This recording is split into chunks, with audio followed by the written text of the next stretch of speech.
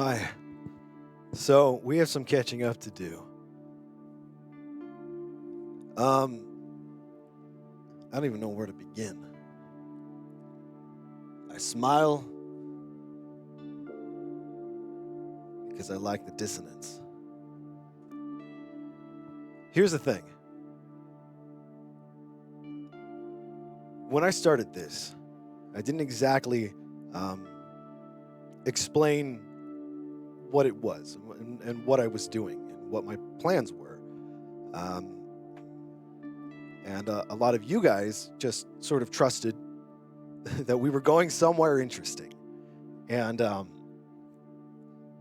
it was kind of a it was it was a little deceptive on my behalf because I wasn't intending on letting you in on the whole thing.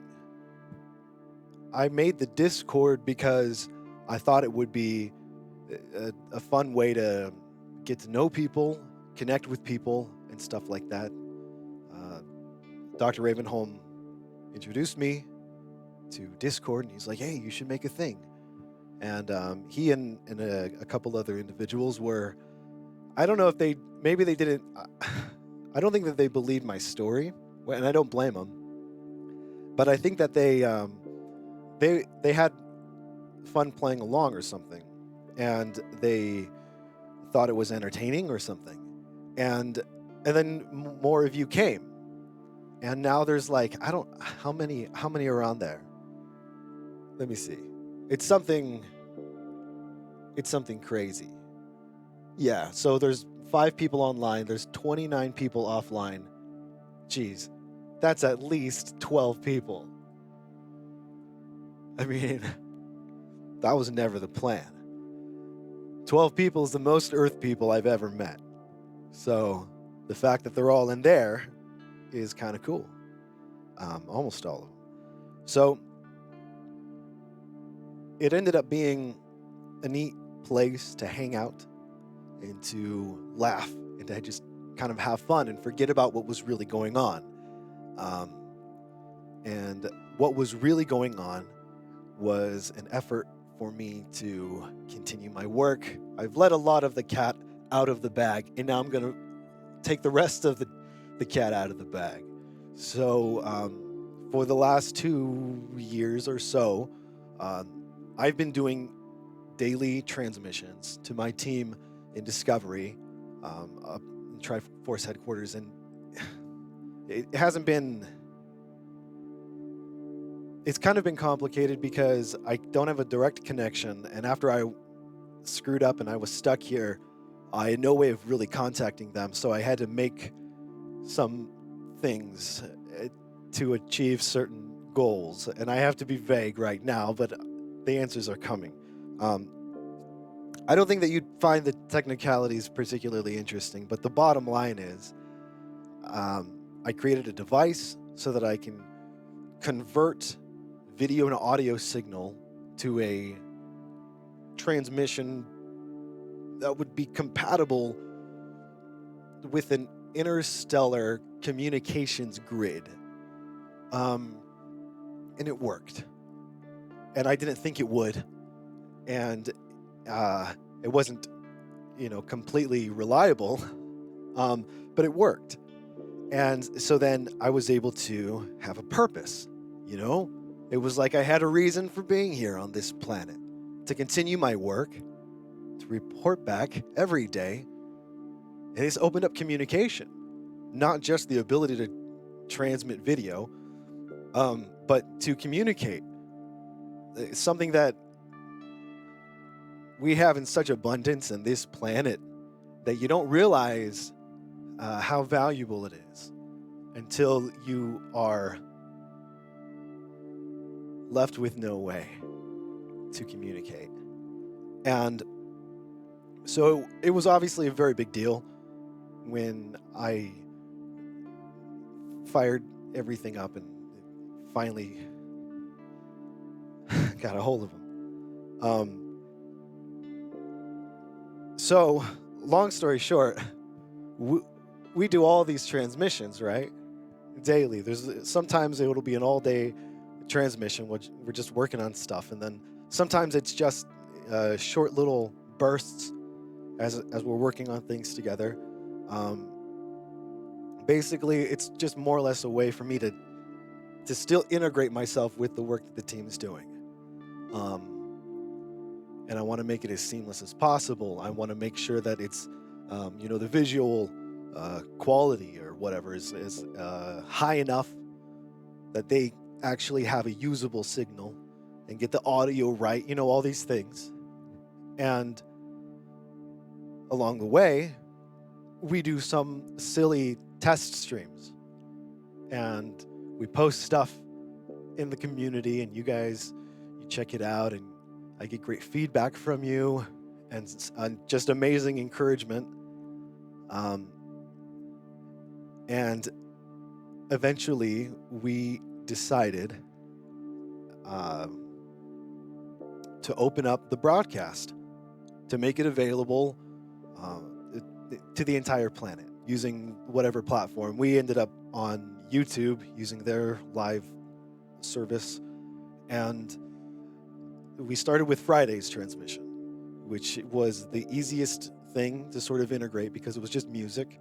And so we started turning that broadcast into a live stream that could be consumed anywhere on the planet, I guess.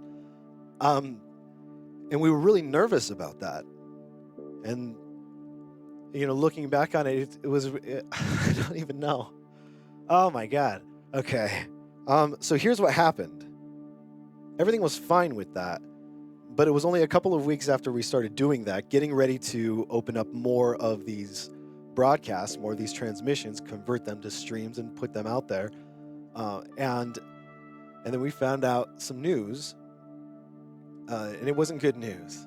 So, oh my God, we found out that apparently every single transmission for the last 2 years has been intercepted and supposedly decrypted. So that's not good. And I have no details on who or why. Nothing that I report is valuable, which says something about my work, or at least volatile or dangerous.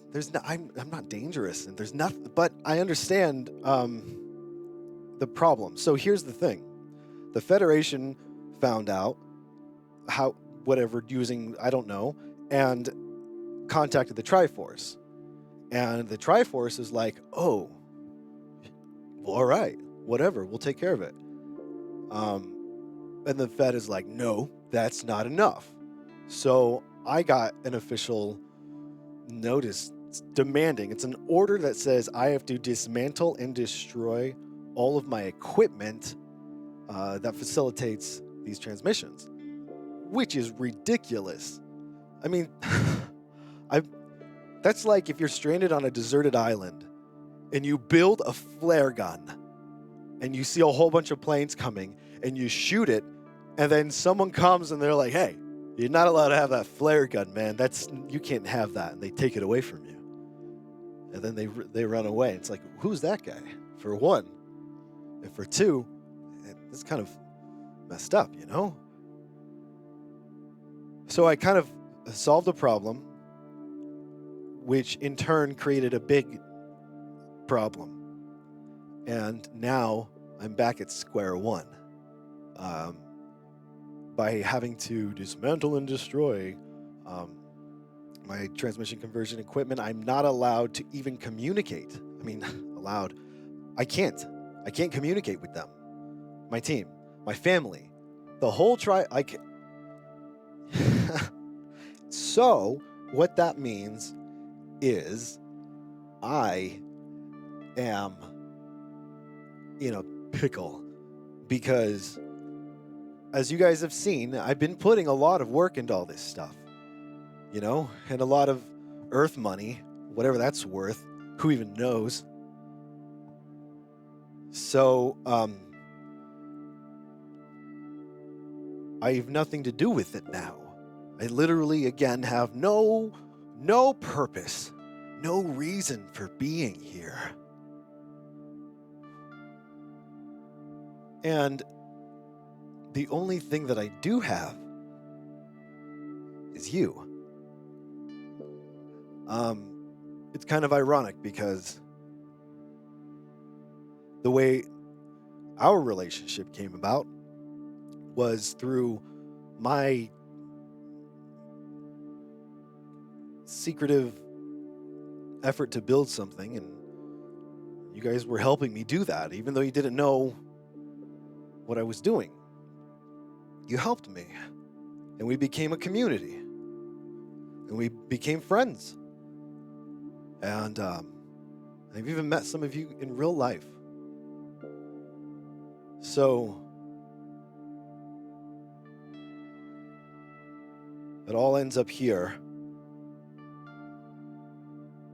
where the only thing that I do have is something I wasn't actually trying to get. And I'm really grateful, because I remember being in this sort of place before, and it was way worse. And I tell you, there's something kind of liberating. You know, there's been so much that I haven't been able to share with you, that I haven't been able to show you or talk about, because every transmission is going to the Triforce. It's going to Discovery, and they're watching. I mean, it's not as scary as it sounds. These are my people. These are my friends, but they're watching. So there's certain things that you just don't feel comfortable saying when you're talking to potentially a room full of your coworkers, you know? And so I'm happy. And it feels weird, man. It feels weird because I feel so twisted up inside, and I don't exactly know how it's all going to go. Again.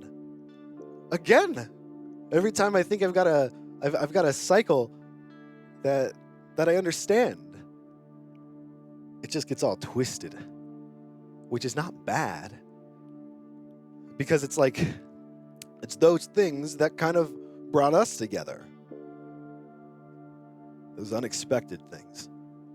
So we are here, you and me, and I've got all this shit, and I gotta find a way to keep myself busy. But I have an idea. I want to show you. This is a preliminary. Is that the word? Preliminary? Sort of thing. I'm very much a habit-based individual. If there's something that I want to do or incorporate, I find a way to make it a habit. I'll explain more another time. I know it's not a unique thing, but I've turned my reporting into a habit, and it's one of the only ones I have here, and I kind of feel like I should keep it going. So that's the plan, is to keep it going. I'm changing the schedule up a little bit, moving things around. Let me show you.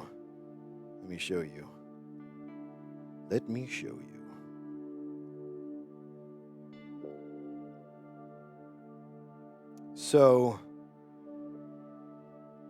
the way my schedule has been working is I report every day, Monday through Friday. There's usually 2 transmissions a day. There's one that's earlier, and there's one that's later. So I've kind of moved these blocks around. I've kept a lot of the structure the same and moved these blocks around. But basically, here's the deal. From 12 p.m. to 3 p.m. on Monday is going to be music production, real nerdy, real dry, boring stuff. It's going to be kind of informational, educational maybe. less less chilling out, listen to music, more me tinkering with the inner workings under the hood. And then 5 p.m. to 8 p.m. is a synth improvisation session. I'm just going to play, jam, turn the lights down low. You guys can sit back. Basically, our Friday night stream.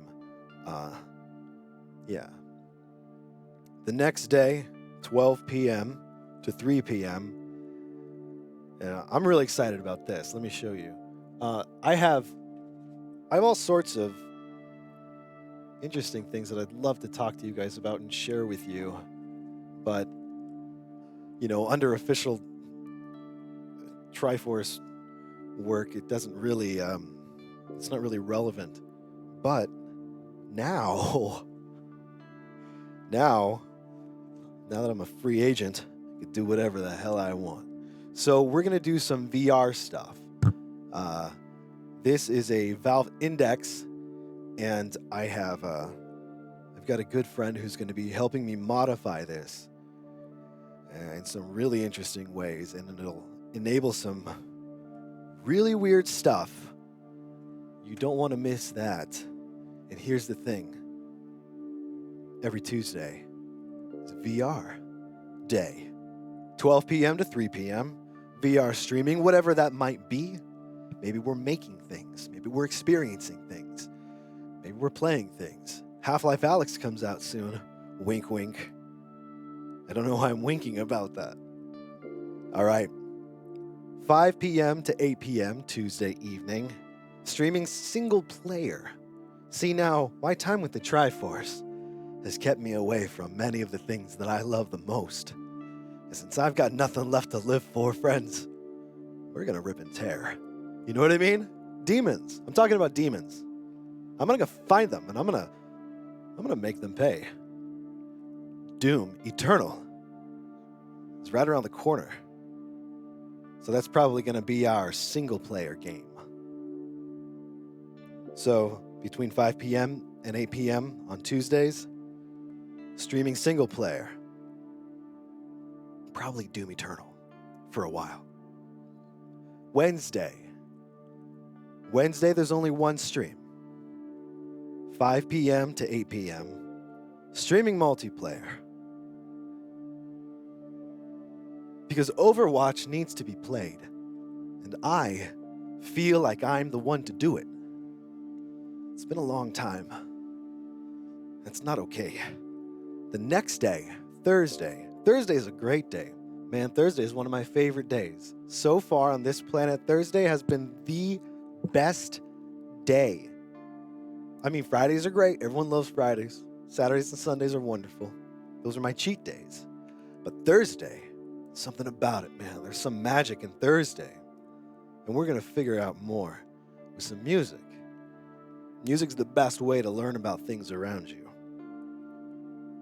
So, 12 p.m. to 3 p.m. Thursday is more music production. And again, 5 p.m. to 8 p.m., just like on Monday, we're going to synth improvise. Join me.